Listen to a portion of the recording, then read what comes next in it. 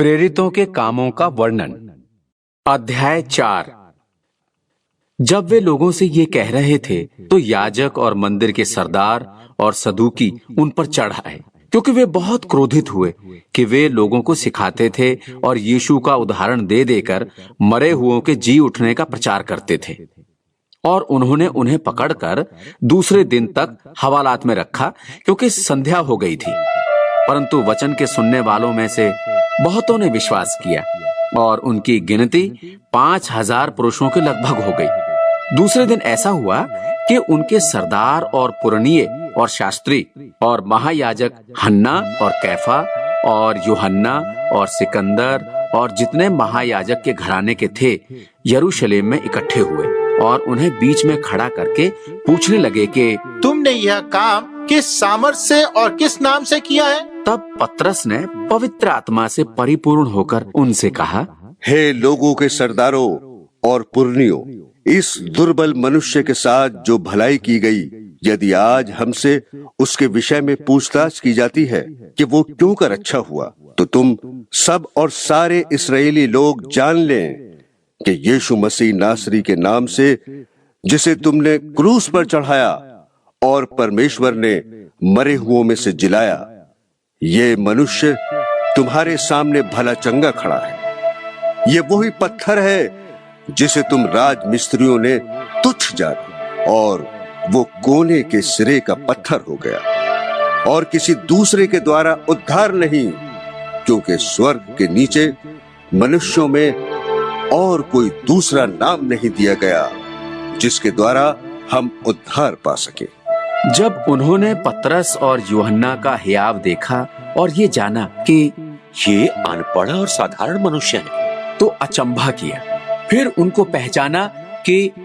ये यीशु के साथ रहे हैं। और उस मनुष्य को जो अच्छा था उनके साथ खड़े देखकर वे विरोध में कुछ न कह सके, परंतु उन्हें सभा के बाहर जाने की आज्ञा देकर वे आपस में विचार करने लगे कि हम इन मनुष्यों के साथ क्या करें,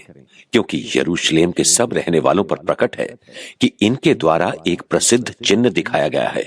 और हम उसका इनकार नहीं कर सकते, परंतु इसलिए कि ये बात लोगों में और अधिक फैल ना जाए, हम उन्हें धमकाएं कि ये इस नाम से फिर किसी मनुष्य से बातें ना करें। तब उन्हें बुलाया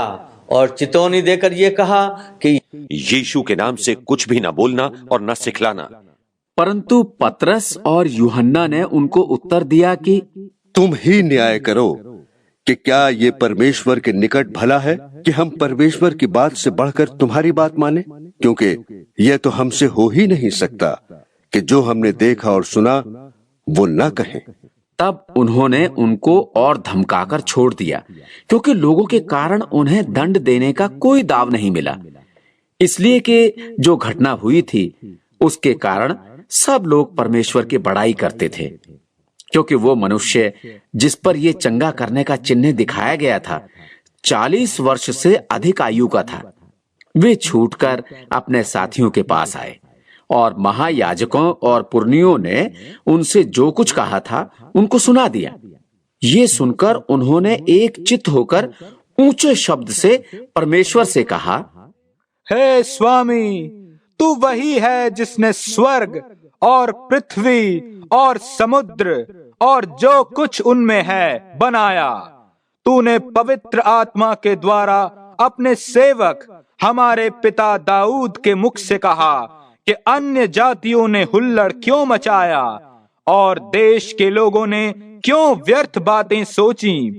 प्रभु और उसके मसीह के विरोध में पृथ्वी के राजा खड़े हुए और हाकिम एक साथ इकट्ठे हो गए,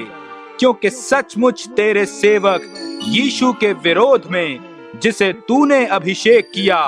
हेरोदेस और पुन्तियुस पिलातुस भी अन्य जातियों और इस्राएलियों के साथ इस नगर में इकट्ठे हुए कि जो कुछ पहले से तेरी सामर्थ और मति से ठहरा था वही करें। अब हे प्रभु, उनकी धमकियों को देख और अपने दासों को ये वरदान दे कि तेरा वचन बड़े हियाव से सुनाएं और चंगा करने के लिए तू अपना हाथ बढ़ा कि चिन्ह और अद्भुत काम तेरे पवित्र सेवक यीशु के नाम से किए जाएं। जब वे प्रार्थना कर चुके तो वो स्थान जहां वे इकट्ठे थे हिल गया और वे सब पवित्र आत्मा से परिपूर्ण हो गए और परमेश्वर का वचन हियाव से सुनाते रहे। और विश्वास करने वालों की मंडली एक चित्त और एक मन के थे, यहाँ तक कि कोई भी अपनी संपत्ति अपनी नहीं कहता था, परंतु सब कुछ साझे का था। प्रेरित बड़ी सामर्थ्य से प्रभु यीशु के जी उठने की गवाही देते रहे और उन सब पर बड़ा अनुग्रह था और उनमें कोई भी दरिद्र ना था, क्योंकि जिनके पास भूमि या घर थे वे उनको बेच कर बिकी हुई वस्तुओं का दाम लाते और उसे प्रेरितों के पांवों पर रखते थे और जैसी जैसी जिसे आवश्यकता होती थी उसके अनुसार हर एक को बांट दिया करते थे। और यूसुफ नाम कुप्रुस का एक लेवी था, जिसका नाम प्रेरितों ने बरनबा अर्थात शांति का पुत्र रखा था। उसकी कुछ भूमि थी जिसे उसने बेचा और दाम के रुपए लाकर प्रेरितों के पांवों पर रख दिए।